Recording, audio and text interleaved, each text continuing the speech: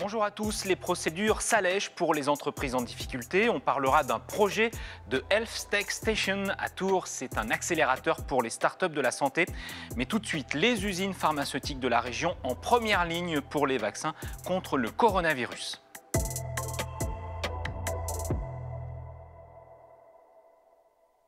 Le laboratoire suédois Recipharm de Mont va produire le vaccin de l'américain Moderna contre le coronavirus.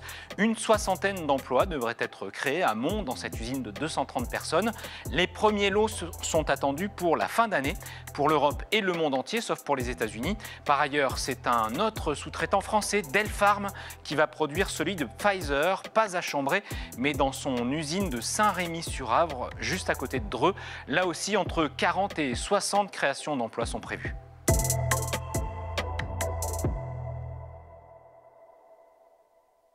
Un accélérateur pour les startups de la santé, c'est prévu à Tours à l'horizon 2022-2023.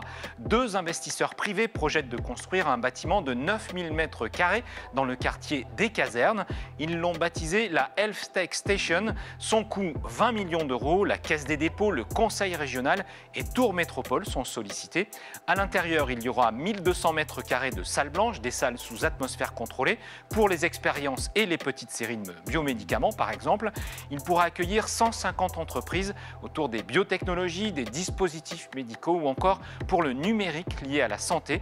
Le permis de construire a été déposé fin novembre. La construction devrait démarrer en 2021. Un petit détail tout de même à régler, la ligne 2 du tramway passera à quelques mètres.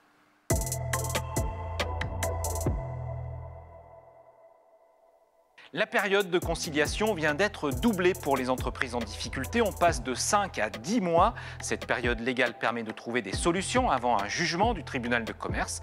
Par exemple, les salaires sont plus vite pris en compte par le système d'assurance AGS, l'assurance des salaires quand l'entreprise est en difficulté. Vous obtiendrez plus d'infos sur le site entreprise.gouv.fr.